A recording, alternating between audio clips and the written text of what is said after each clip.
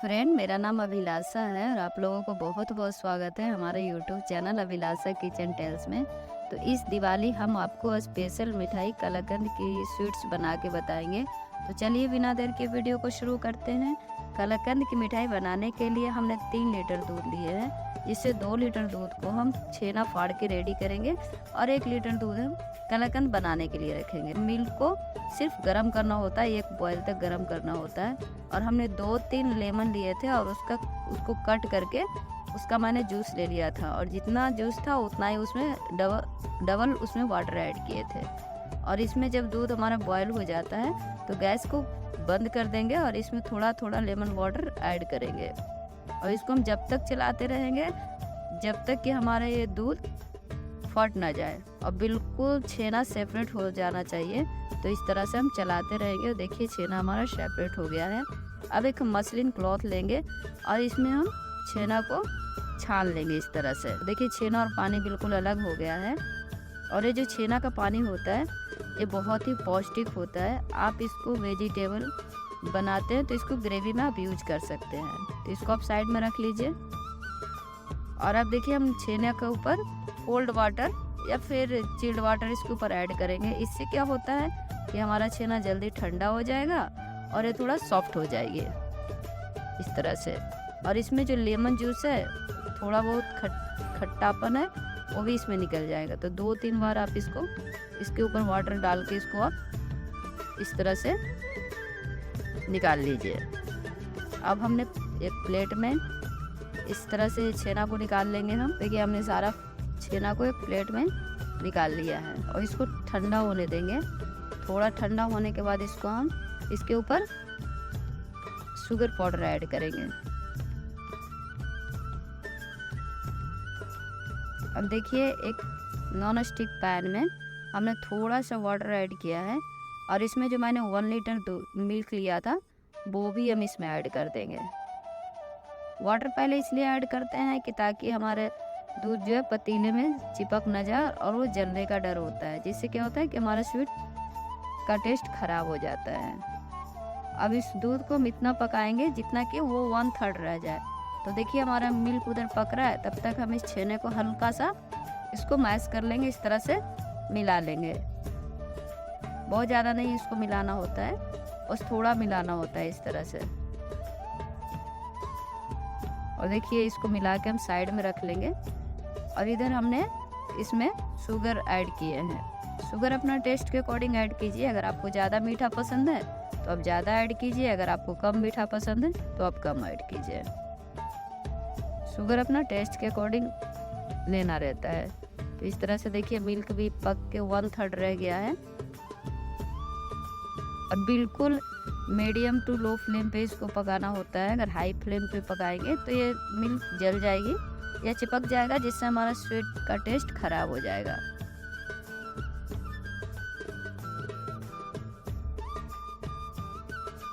अब देखिए 1/3 बच गया है। जब 1/3 रह जाए तो इसमें जो हमने छेना रखा था, फाड़ के रखा था, उसको हम इसमें मिला लेंगे। और इसको बिल्कुल मीडियम टू लो फ्लेम पे इसको मिलाना होता है इस तरह से। और इसमें लम्स ना हो इसलिए इसको इस तरह से मिलाते रहेंगे हम जब तक कि छेना मिल्क में अच्छे से मिल ना जाए।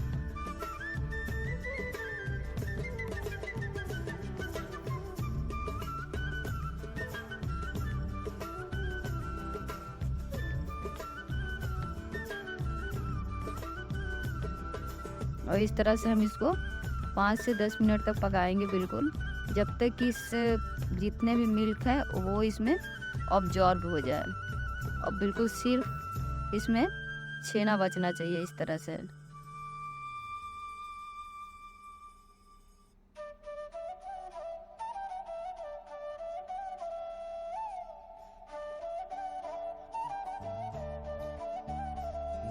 देखिए हमारा ये मिल्क केक बन के रेडी हो गया है।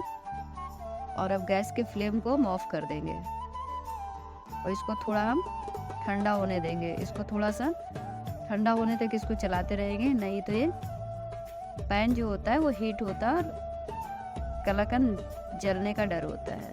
अब हमने एक नॉन स्टिक ट्रे लिया है और इसमें थोड़ा सा वाटर ऐड करके इस तरह से चारों तरफ से इसको ग्रीस कर लेंगे। इससे क्या होता है, जब इसमें हम कलाकंद ट्रांसफ़र करेंगे तो ताकि हमारे इस ट्रे में चिपके नहीं और ये अच्छे से सेट हो जाए। तो कलाकंद को हम इस ट्रे में ट्रांसफ़र कर देंगे इस तरह से।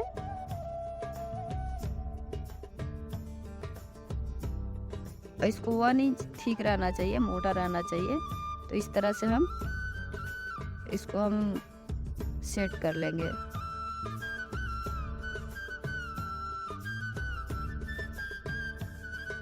देखिए बिल्कुल 1 इंच तक इसको ठीक रखते हैं और इसके ऊपर हम कुछ ड्राई फ्रूट्स ऐड करेंगे। ड्राई फ्रूट्स अपने मनपसंद ऐड कीजिएगा। हमने काजू, पिस्ता, बादाम ऐड किया है इसके ऊपर। अब देखिए इसके ऊपर थोड़ा सा मैंने इलायची पाउडर ऐड किया। इलायची पाउडर से खुशबू और टेस्ट बहुत अच्छी आती है। आप जब कलाकंद रेडी कर रहे हैं तो उस टाइम भी आप इलायची पाउडर ऐड कर सकते हैं। अब इसके ऊपर जो हमने काजू कट करके रखे थे वो भी ऐड कर देंगे।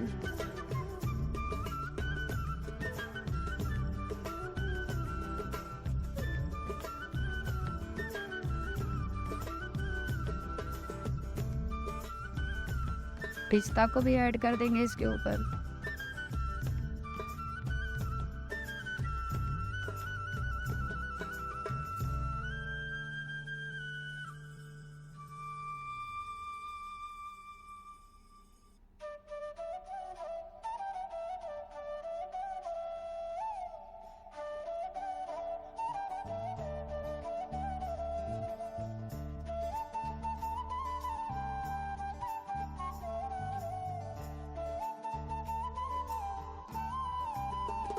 अब इसके बाद हमने कुछ रोज पेटल्स लिए थे। अगर आपके पास है तो ऐड कीजिए, नहीं है तो इसको अवॉइड कीजिए।